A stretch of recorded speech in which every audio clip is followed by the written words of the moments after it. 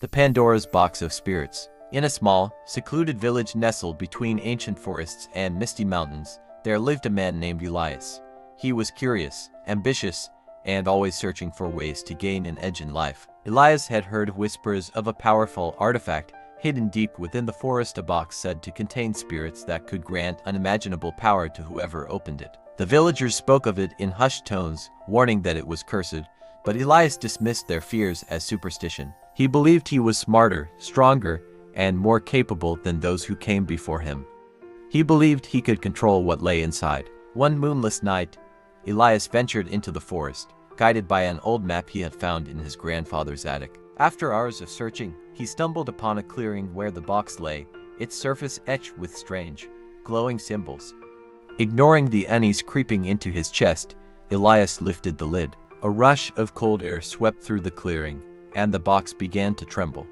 From it emerged shadowy figures, spirits with hollow eyes and twisted smiles. They whispered promises of power, wealth, and dominance, and Elias, blinded by ambition, welcomed them. At first, it seemed like Elias had struck gold.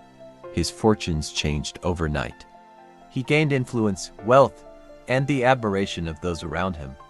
But soon, the spirits began to demand more. They whispered in his ear, urging him to make darker choices, to hurt those who stood in his way.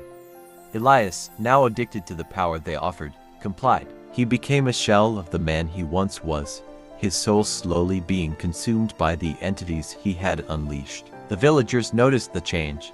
Elias, once kind and generous, became cold and ruthless. Strange occurrences began to plague the village. Crops withered, livestock died, and children fell ill. The spirits Elias had summoned were not bound to him alone.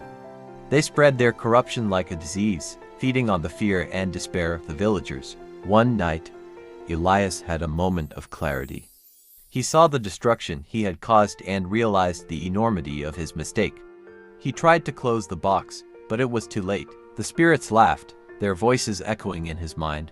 "You opened the box," they sneered. "You invited us in. There is no going back." Desperate, Elias sought the help of an old sage who lived on the outskirts of the village. The sage listened to his story with a heavy heart. "You played with forces you did not understand," he said. "The box was not a gift, it was a test. And you failed." The sage agreed to help, but the process was grueling. Together, they performed a ritual to banish the spirits, but it came at a cost. Elias had to confront the pain he had caused, to face the darkness within himself, and to make amends to those he had wronged. The ritual worked, but Elias was left broken, his body and spirit scarred by the ordeal.